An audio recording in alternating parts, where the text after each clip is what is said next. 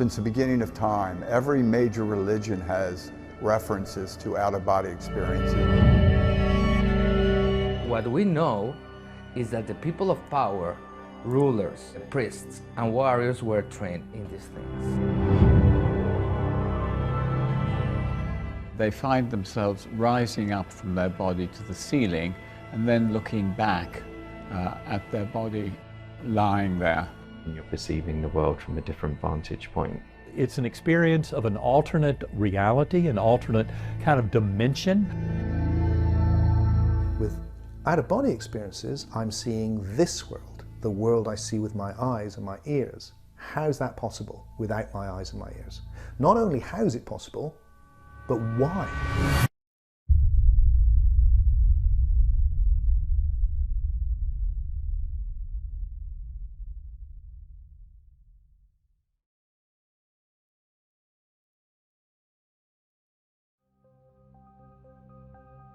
My name is Jade Shaw, and in 2014 I had a powerful out-of-body experience that changed my life. So much so that afterwards I left a 12-year career in the arts to dedicate my life to exploring consciousness. I took a master's degree in transpersonal psychology and began researching the transformative effects of this phenomena. My quest for answers took me around Britain, Europe and the USA, where I met and interviewed people who had had extraordinary experiences similar to my own. It can manifest in a few different ways, but one of the kind of conventional ways, I guess, is this sort of feeling of vibration occurring, and it's as if you have an energy body that's getting separated, you know. These sounds, these intracranial sounds of, like, yeah, the radio interference, the buzzing, the thunder. And all of a sudden this vibration would sort of kind of like, it just felt like inside, not so much it was on my lower body, it was more all up the top, and then it was the head, and this ringing, a really loud, intense roar and ringing. It was really, really uncomfortable, really, really intense. And I kind of lifted my head up and it felt like a heavy weight. My head was like a bowling ball, and I'm lifting this up, and I was like, but I could feel that I was separating from my physical body. What we see when we study subjects that are able to induce the vibrational state is that we see that there is a very high increment of the gamma waves. So we see a peak of 200 Hertz in the gamma band wave, and that's very peculiar. That's unheard of. This is not something that is common. And so what we see is that for a few seconds we see the subject reaching up to 200 Hertz. And normally what we see, for example, when studies about meditation, we see that, you know, meditators, different types of meditation technique will induce 70, 80, 60 Hertz per second, but not that high. I just found myself out of the body just going up and up and up, and there was no sort of violent exiting process. It was just this beautiful lift, and I was just, yeah, wow, just going with it. I think the first time I got outside, I was just like completely in awe that I was flying down the road. When you're on the physical plane, it's mind-blowing, but then when you're on like the astral planes, the colours and the expansiveness. Astral projection is an esoteric term. It goes back to probably the occult literature from the 19th century and before, and it essentially references the idea of an astral body, which was popularized by the Theosophical Society, an essential idea that there's an etheric body, an astral body, and multiple other bodies. But actually in the science, we find that only about 30% of people actually experience any kind of energy body while they're having an out-of-body experience. I remember that the very first point when I looked at my hand and I saw that I wasn't this physical body. I knew I was physically outside of it. And also, my senses are like superhuman. They're not infinite, but they're so much better. Like, I can see for absolute miles. I can zoom in to string level. At least that's how it feels.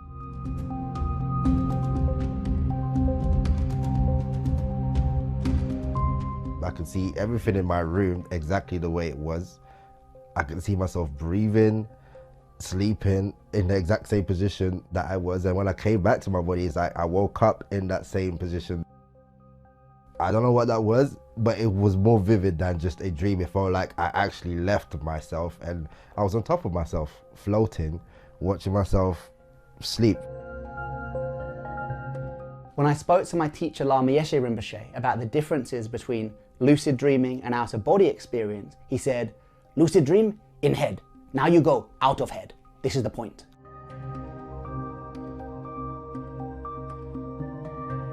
The difference between lucid dreaming and out-of-the-body experience for me mainly is the shaking of the body. They also can happen when you are awake. If you've only had a few lucid dreams and a few out-of-body experiences, they can seem confusingly similar. But there are absolutely 100% lucid dreams and 100% out-of-body experiences. But there is also a third category of something where you're in the lucid dream and then can exit into an out-of-body experience, and even an out-of-body experience that then drops back down into a lucid dream. You can project out of your body, but you can then lose it, and then you end up in a lucid dream. You can go through all stages, and it's all mixed up. So you go through normal to wake to dream, and it's all muddled, and it's all a bit in between.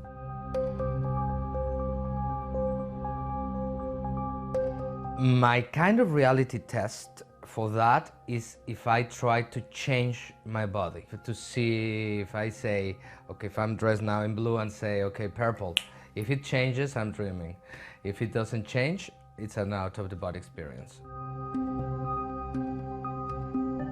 My wife summed this up perfectly, actually. She said that a lucid dream is like gaining access to the files in your laptop. You have access to the files, to the photos, to the hard drive. That's like having access to your internal psychology, just as you do in a lucid dream. But in an out-of-body experience, you use the laptop to access the World Wide Web, to access the internet, where you have not only access to your own internal files, your own internal psychology, but actually to the huge collective psychology, the universal mind itself.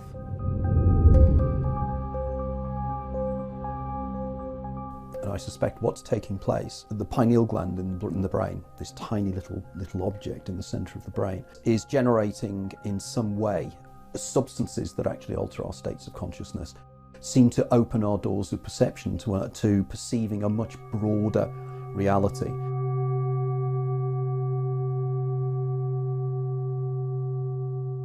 Out-of-body experiences occur within an altered state. What is an altered state? It is any experience of non-ordinary perception. Could be as little as a daydream, as much as hypnosis and psychedelic experience. It seems that there's a kind of an overlap between one form of reality and another, and they seem to overlap in the mind. There's been a lot of research done in this, and it's called the metachoric model. It's the idea that we carry a model of reality inside our heads, and we travel within that model of reality. But it doesn't mean that model of reality isn't real. It just means it's a different form of reality. The psyche, or the soul, is a whole dimension of reality. And that's key, because it's the bardos for the Tibetan Buddhists. It's the imaginal realms, the Sufis call it.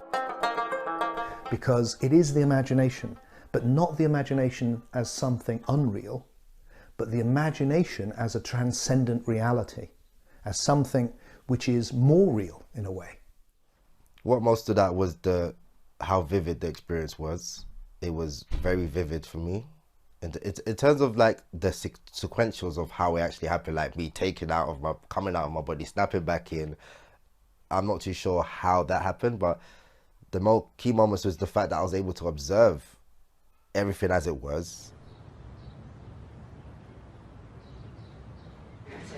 But even the most, ordinary... the self is not a soul or a spirit or an astral body or something that lives inside us. Well, lots of people believe it is. In an out-of-body experience, you are not travelling in the real physical world, going to all these different places. You're travelling in your own imagination, in the potential of your own mind.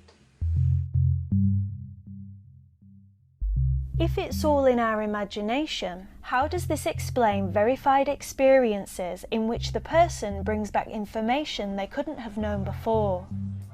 Out-of-body experience researcher Graham Nichols has had such an experience. So my Soho bombing experience happened in 1999, and I was with a group of friends basically, and I was teaching the G technique, which is one of the methods that I use to induce an out-of-body experience. I went into a very deep trance, probably the deepest I've ever experienced, or definitely one of the deepest. And I found myself standing on the corner of Moore Street and Old Compton Street in central London. And I was looking down Old Compton Street, and I saw an explosion burst out from the right-hand side of the street. And then I saw the sort of chaos ensue as people realized what had happened. And then I felt this strong emotional sort of energy hit me in the chest. And I came back to my body, but I was in this sort of deep, still in this quite deep void trance-like state.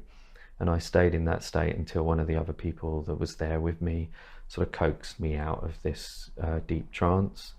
And then I described to them what I'd seen, that I'd seen this bombing in Soho. And I had this strong conviction that I felt that it was precognitive.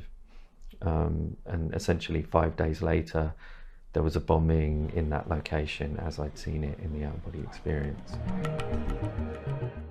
Perhaps, if during an out-of-body experience we don't perceive space and time in the same way, could we potentially tap into wider realities beyond the 5 senses? This question led me to the Monroe Institute in Virginia, USA, a leading establishment which has been researching this phenomena for over 40 years. In fact, declassified US government documents have revealed that in 1978, the CIA sent several of their officers to the Monroe Institute to learn techniques which could be used by spies to gain enemy intelligence.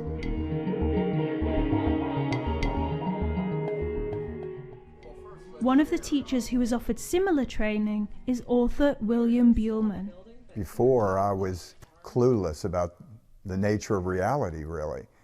And I wasn't a believer in any of this stuff. I did not believe out-of-body experiences existed at all. To me, this was just a theory that somebody had presented to me. So I tried a technique for 24 days.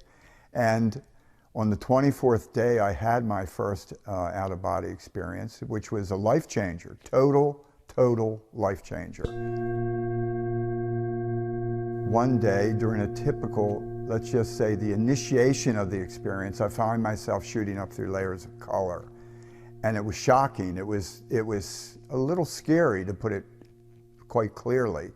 And next thing I know, I feel like I'm going to lose it. I feel like my entire consciousness is being stretched across the universe.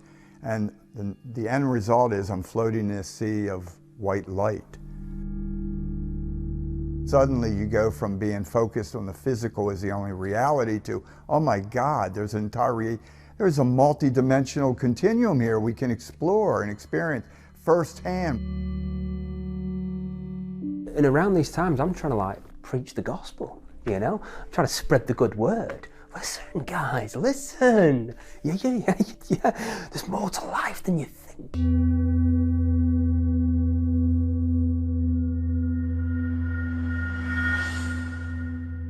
And then, naturally, they're like, you're crazy, mate. You're crazy. What are you talking about? They just feel like it's either witchcraft, especially in African communities, that you're a witch or you're some type of occult priest or whatever. So there's a lot of stigma behind it. It came to a certain point in my life where I almost came out about these experiences. It's like I just didn't want to hide it anymore. I've had people say I'm initiated to the Illuminati, I've been initiated to all kinds of stuff. It's a weird feeling because you're seeing stuff that not everybody sees, but you thought everyone did. So sometimes what becomes normal to you, you've got to realise actually that's not normal to these people. I will give my opinion about out-of-body experiences. That is normal. What is not normal is not to have them. The problem is that we are traumatized. Energetic body gets stuck in your feet. If we weren't traumatized by life and by beliefs, everyone would be having them. 20 years ago, I did an extensive study that involved 18,000 people. It was a survey done, which I published in Secret of the Soul. And it was amazing that it was, number one, it's universal.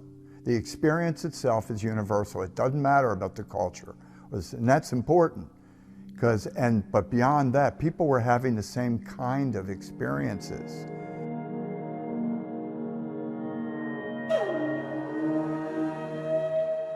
In Nahuatl Toltec tradition, it was practiced mainly because when you die, in the fourth step of your death, your energetic double will need to split and decide where the rest of the energy is going to exit from.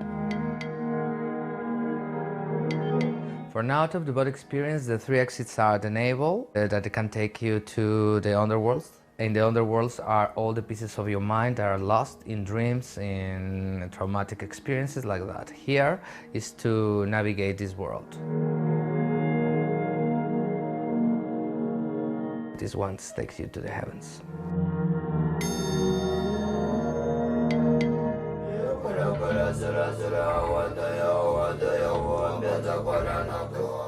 So within Tibetan Buddhism, out-of-body experience practice is used primarily as a training for death and dying, because you're having a rehearsal for that separation of the energy body from the physical body, which is exactly what will happen in the death and dying states. Within Tibetan Buddhism, out-of-body experience is known as special dream body practice. Now this is confusing because they're using the term dream body here. But what we need to understand is that within the Tibetan Buddhist belief system, there is the secondary dream that we have at night time, but there is also the primary dream of waking existence. Because this experience of everyday reality is not seen as full reality. It is seen like a dreamlike illusion that we are co-creating into existence, and a dream in which we are not fully awake and aware. Through the practice of out-of-body experience, we can become more awake in this shared dream.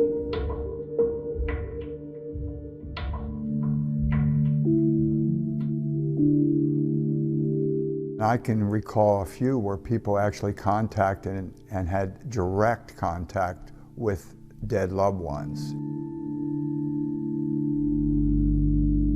And they communicated with them directly, and not just through using a trance medium or some kind of channeling. So we're not talking about any intermediary. This is a face-to-face conversation with a loved one, like a father or a mother that's passed. One of the most life-changing OBEs I ever had was when I met my dad after he died, and I had a lot of guilt surrounding it and the things that I had done, and it was just the most awful feeling.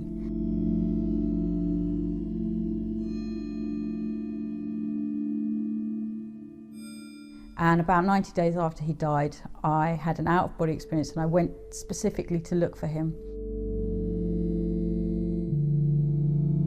When I came back from that guilt just lifted, which was really something I had no control over.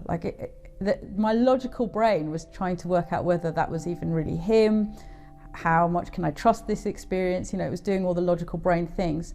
But my actual physiology just totally changed. That heavy, horrible guilt just went.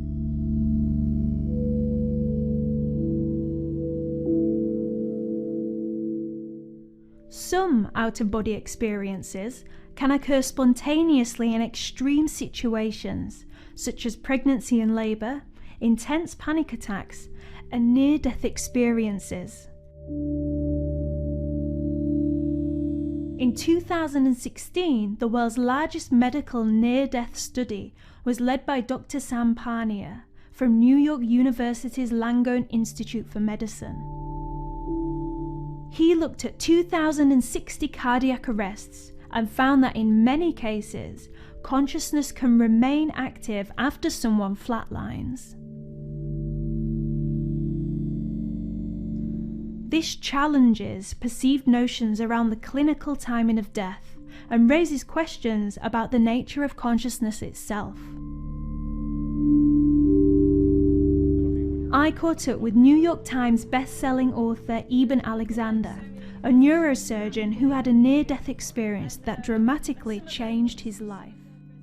It was a severe case of bacterial meningoencephalitis. The human part of my brain, the entire outer surface, was attacked and heavily damaged by a primitive bacterium that should have killed me.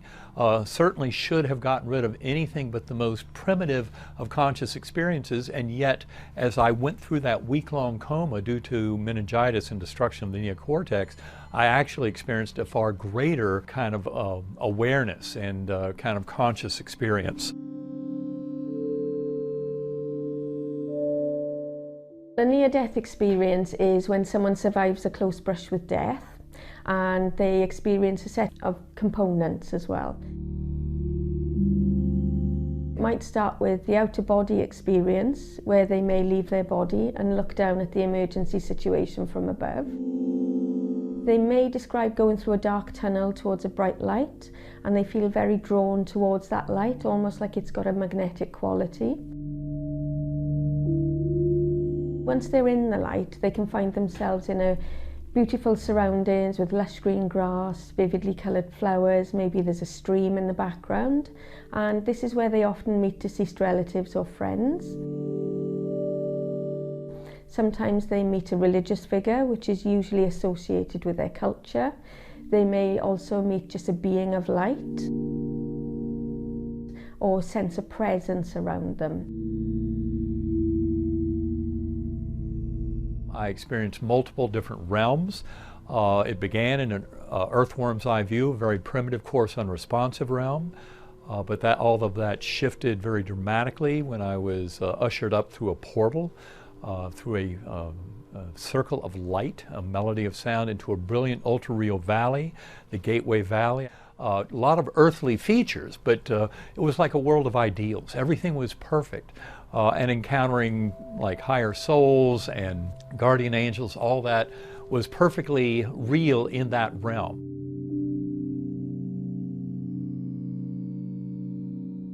I wanted to see if the near-death experience was just some form of hallucination as the brain was shutting down. What I kind of found with my research is that some people gained information in ways other than through the senses that they weren't previously aware of. One of the patients in my study, he met one of his deceased relatives, and as part of his near-death experience, she gave him a message and she said, "You've got to go back to life, and when you go back, tell this relative this message." So when he did revive, he gave this message to the living relative, and she was absolutely astounded that he should know that information. To me, as a conventional neuroscientist, that absolutely demanded some explanation, because it completely defied everything that modern neuroscience thinks it knows about the neocortex and the brain and its relationship to consciousness. I don't think the near-death experience is a brain phenomenon. I think it's wider than that. I think what happens is the brain in some way is compromised, either through fear or through damage, and that during that, the image of the body somehow deteriorates within the brain and this new form arises. People tend to lose fear of death after near-death experiences, and I think fear of death in itself is extremely transformational. Once you lose fear of death, everything changes in your life. No fear of death. I know this is not it, and it's not nothing that somebody has told me. It's something that I've experienced myself, so that's a truth that nobody can take away.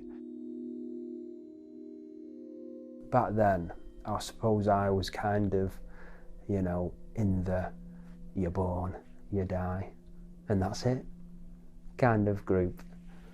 Today I'm a bit like, you're born, you die, and that's it.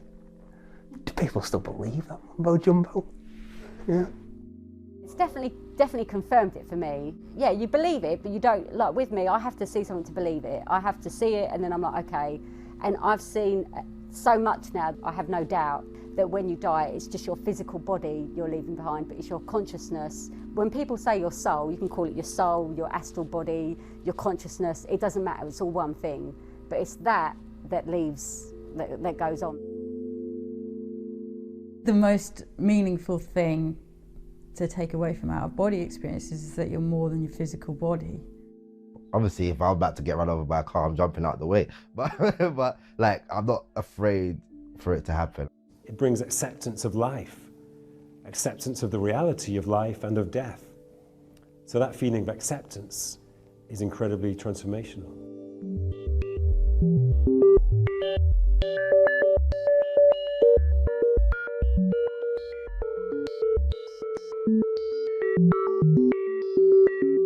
DMT, often called the spirit molecule, is a chemical substance found within almost all plants and animals. Some people have claimed that near-death-like experiences can result from ingesting DMT, but are they really the same thing? Near-death experiences are typically more kind of earthly in their origin, so you may see the room itself and perhaps your body in it from a disembodied perspective with an out-of-body experience.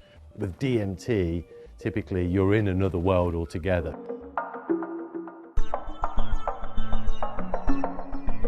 A world composed of energy and geometry and strange beings. So it's an out-of-body experience of a kind, which if you tick a box on a questionnaire looks similar, but phenomenologically, you know, the actual content of the experience is very different, I think.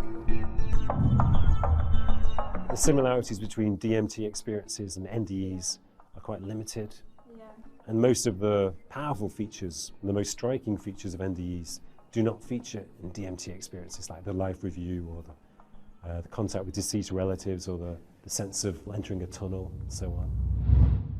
DMT is also one of those substances that induce out-of-body experiences, perhaps not to the same extent as ketamine, but there are some differences, however. You know, that DMT experiences often are concurrent with geometric patterns or the encounters with pixies and elves, which you don't typically get on out-of-body experiences. It can help us perhaps though try and explain out-of-body experiences because DMT is naturally occurring in the human body, but there's not a one-to-one relationship between the two experiences.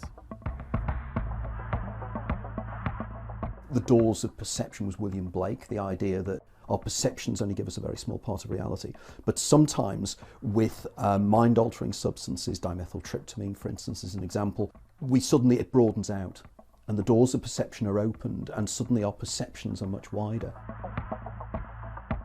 One particular experience I had was deeply profound in that I'd become a point of consciousness, and on the journey back, I came back and I could see these strange creatures, and I was like, whoa.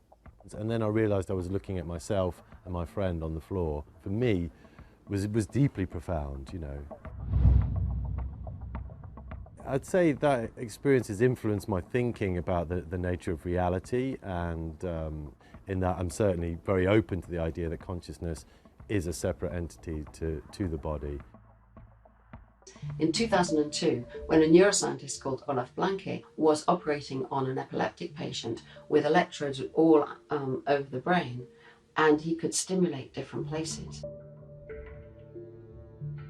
And he discovered that if he stimulated a spot on the right temporoparietal junction, he could produce bodily distortions or, at the extreme, a complete out-of-body experience. So we know that that spot, disturbed, can produce an out-of-body experience. Why?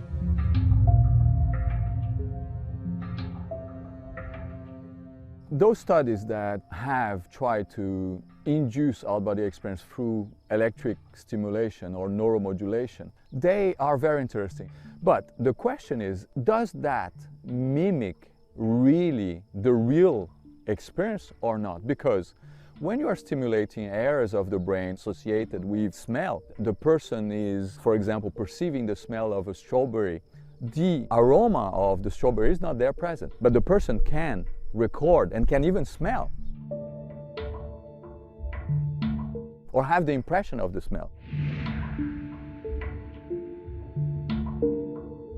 the area of the brain that they're stimulating produces an experience that's not very consistent with the type of experiences people have, what I would consider a genuine out-of-body experience. So a sense of moving over a distance, going to another location, perceiving things accurately that are happening around them, things like that don't happen in these kinds of induced experiences using the TPJ, temporal parietal junction. There are places you can stimulate the brain to mimic certain experiences. But one should not be confused by thinking that those kinds of tricks and various ways of demonstrating relationships between some types of electrical or magnetic stimulation and phenomenal experience, that you can then assume, oh, well, that's the cause of all of them. And that's one of the biggest mistakes. So the types of things that happen are not really consistent with an out-of-body experience, which is essentially what I think many of the skeptics do. They use this sort of what I would consider overly broad definition, which then means that you could pretty much define anything as an out-of-body experience. How real is this phenomena that is induced by this electric stimulation? Because you can say that you are just stimulated the impression of it, not the real phenomena. That is what we would think is related to out-of-body experience. I don't think the experiences are caused by neurological activity. I think they happen at a level beyond the brain. If there are any brain changes, any changes in neurological activity, they are produced by the change in consciousness. My view of consciousness is that it's not created by the brain, but the brain acts as a filter. I think that's very important. I've now seen many, many people with very wide states of consciousness. You just cannot explain this on a simple neurophysiological principle. What we find with research done in hospitals now is that people who are clearly in cardiac arrest are experiencing a heightened state of consciousness, which really contradicts our understanding or the current materialist perspective that the brain produces consciousness. The argument is, yes, the brain is disturbed somehow, but the brain isn't functioning. Oh, yes, it is, they say, a little bit just round the back. Rubbish. No. To get these very wide experiences, you have to have many areas of the brain functioning properly, or it's somewhere else. And I think it's somewhere else. Consciousness is a fundamental universal quality, which is everywhere and in everything. But there is also our own individual consciousness, which can't be separated from fundamental consciousness, because our own individual consciousness is an influx, you could say, of fundamental consciousness. The body is an avatar. Consciousness is the player. If you play the Sims game, you make all the choices and decisions for the Sims character. The Sims character is just a computed shape, a computed form. It's just information, just like in our reality. So that gets us to the point of understanding that consciousness is not in the body. It's separate from the body. It's the player. We normally think of the self, or feel that the self is, a me in here looking out through my eyes. That is just not on, given everything we know about the brain, the way the visual system works, everything else. There can't be somebody in there. There's no centre for the brain where we can be, and so on and so on. There isn't anything out there or in here. This is the confusion. It's all the same thing, and what we think is physical matter is actually created by the mind, by consciousness. So I think the main role of the brain is not to produce consciousness, but to canalize or transmit fundamental consciousness into our individual being.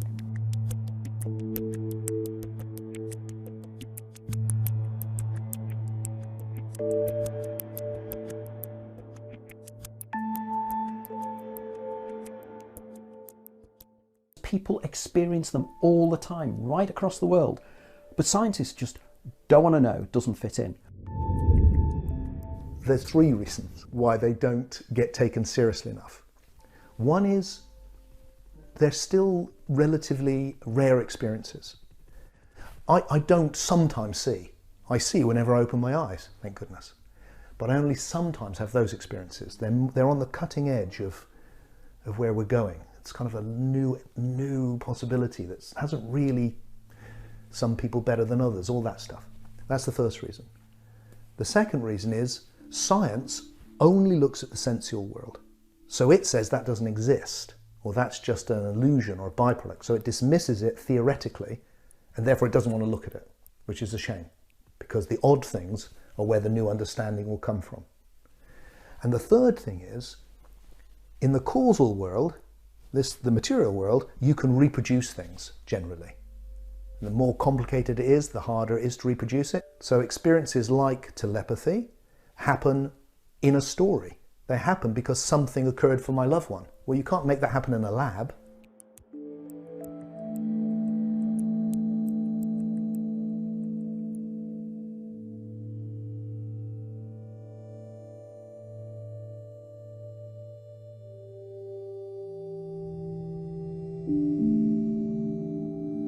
An awakening experience is a temporary intensification of awareness in which the world becomes more real and in which a person transcends separateness and feels that they are part of all reality.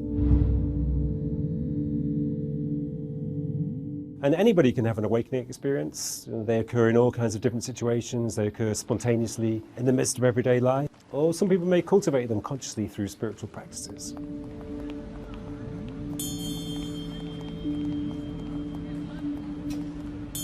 I was just literally relaxing on the sofa. Baby was asleep upstairs, husband washing up, completely mundane sort of scenario. And then I just felt energy starting to come through me. And then it started to get even bigger. And I'm like, okay, this is beyond new. But I was extremely peaceful about it, because I somehow knew that something really significant was happening. And the energy continued to expand. And I remember in that very moment understanding everything about why I got ill.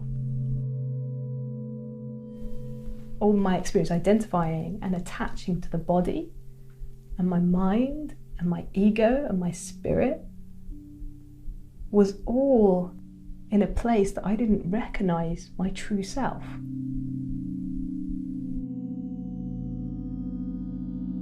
You just can't even describe these kind of experiences. And it makes that entire shift of consciousness. And you just feel like your entire self is just totally open to the universe and to all the answers. There's this enormous love, this huge oneness. A feeling that all my questions dissolved into an understanding beyond words.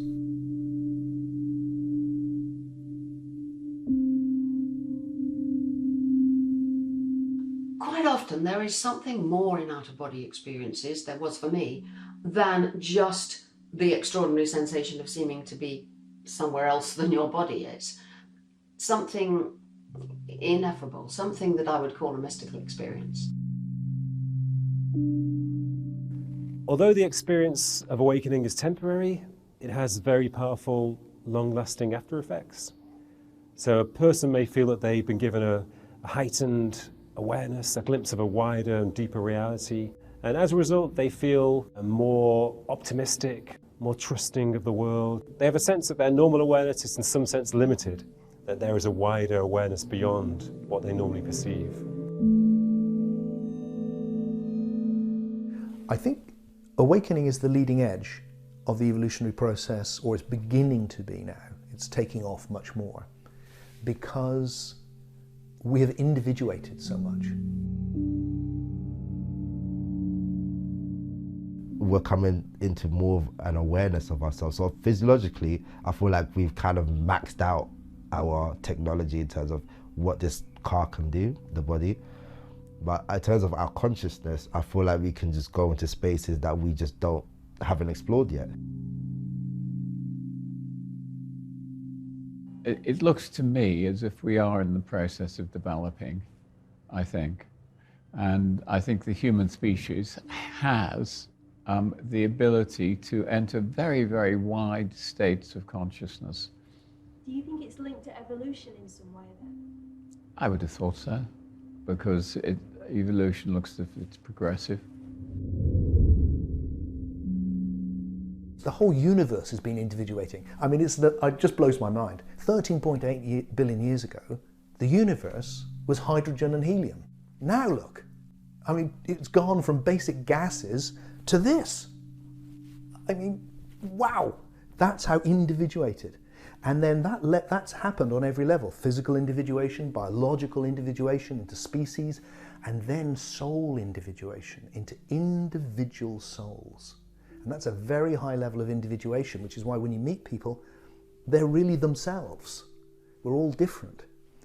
And I think that has allowed us to become more and more conscious, to the point where we can now be conscious that we are conscious. Things evolve to be efficient. Things don't evolve to be inefficient and wasteful. Matter of fact, that's the key idea in evolution, is that things change and the things that are inefficient go away.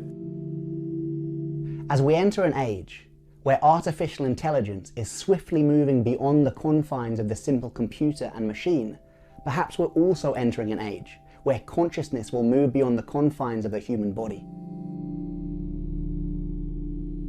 The most common after effects of out-of-body experiences seem to be very positive and very similar to that of some kinds of mystical experiences.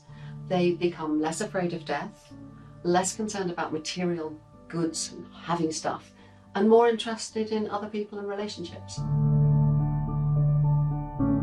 Directly after that experience, I remember running down the stairs with this massive smile on my face, like I'd met God, yeah?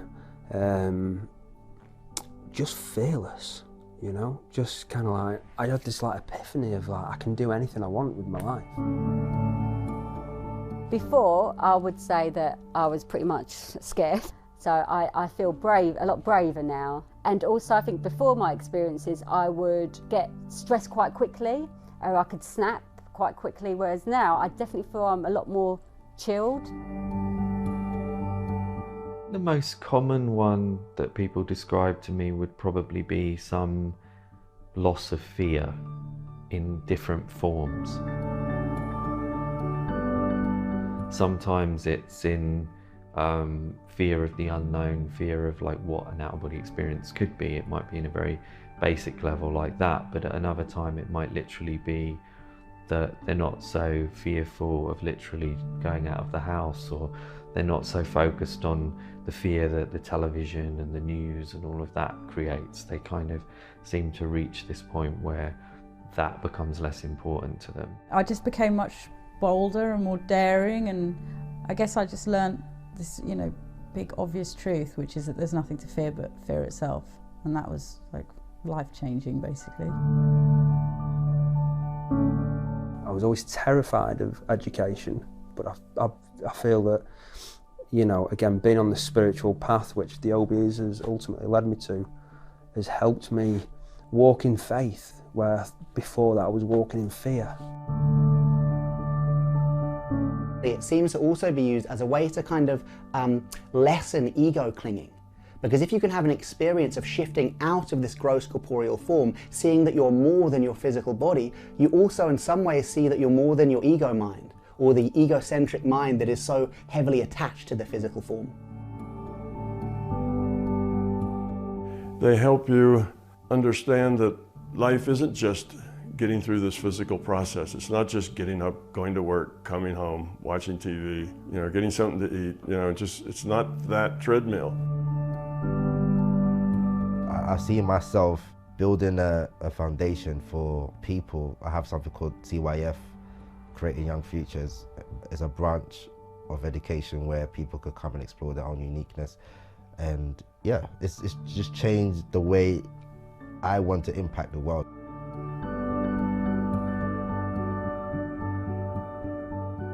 For many people, the transformative effects of out-of-body experiences seem to come through a visceral experience of awe.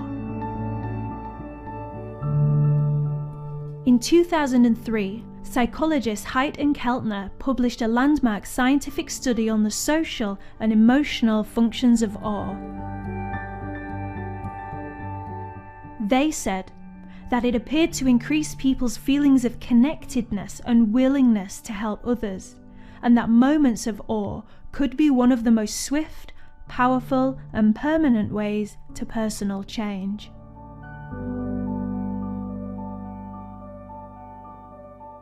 A lot of people find that they become more tolerant of other people as well, and more compassionate and caring and loving towards other people. I care more for animals. I've become a vegan, right, which I never thought I'd say. But I've got in touch with this kind of this emotional side of myself. I even find myself, I cried at Planet of the Apes, right? I swear. And I was like, what's happening to me? That's the area that may have changed the most. Relationships have been a real transformative and emerging learning curve and experience. Emotionally, I've become very, I'd say more caring and more loving, more motivated to become the best version of myself. Some people have horrible, terrifying out-of-body experiences. They're pretty uncommon, maybe 5% of all of them. That can have unpleasant after effects, but the vast majority of effects are very positive. And I was even questioning, maybe I've lost my mind, maybe it's down to some type of psychosis, or, I mean, honestly, it could have been, but it was too vivid and too real of an experience for me to say that, because I would have had reoccurring experiences like that in my mind again, if that was the case. What you find in an out-of-body state has a lot to do with what you bring to that state. The state of your mind, your attitude, what you know, what you don't know, your beliefs. People that astral project, like yourself, if I look at you, I look at the people, you are brave, because it's terrifying at first. It is terrifying, but once you get past that, you lose all that and it becomes amazing.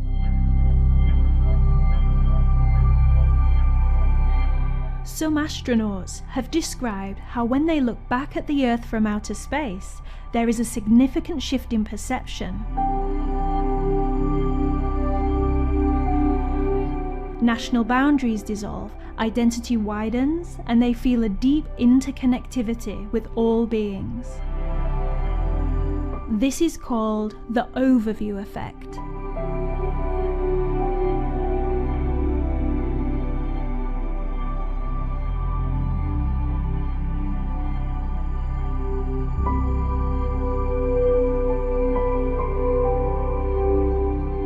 Is it possible that people who look back at their body have a similar experience?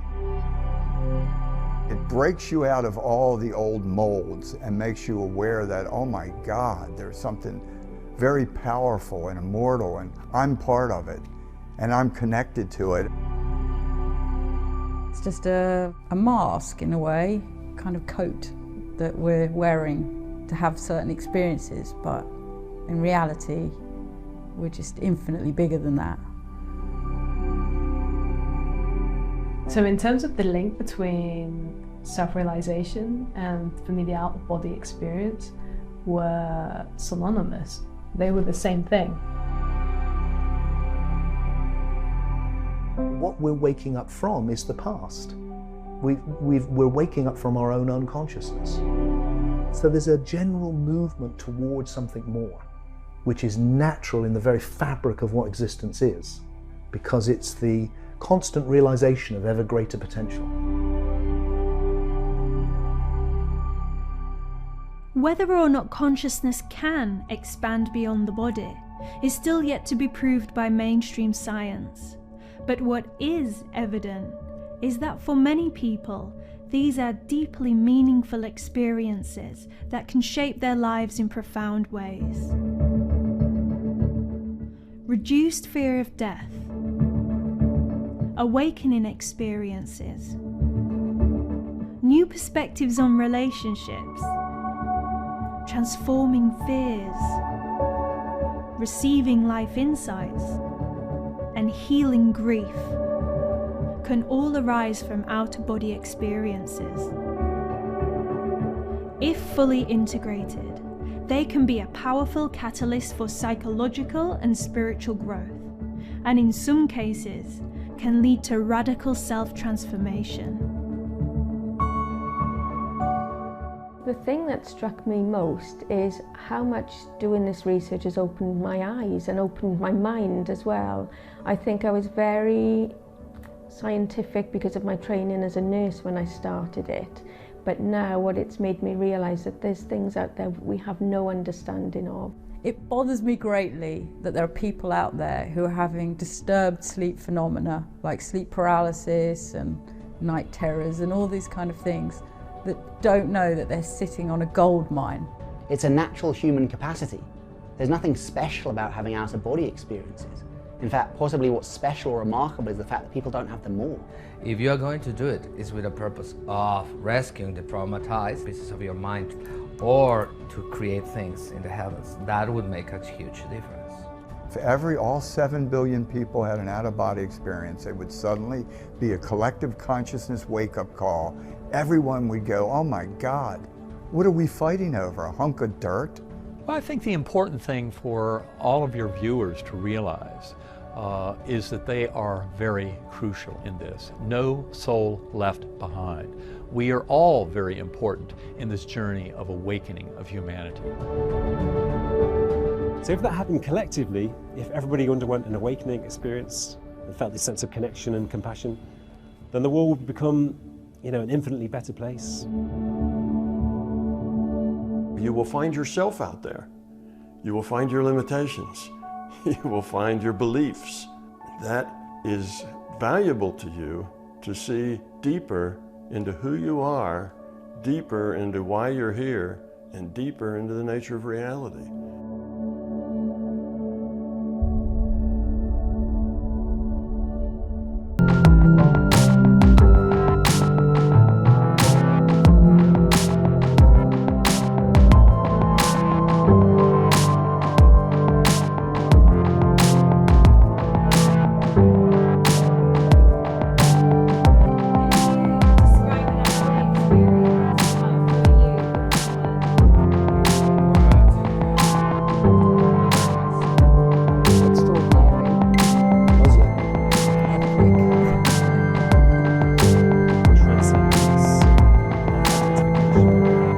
Shocking.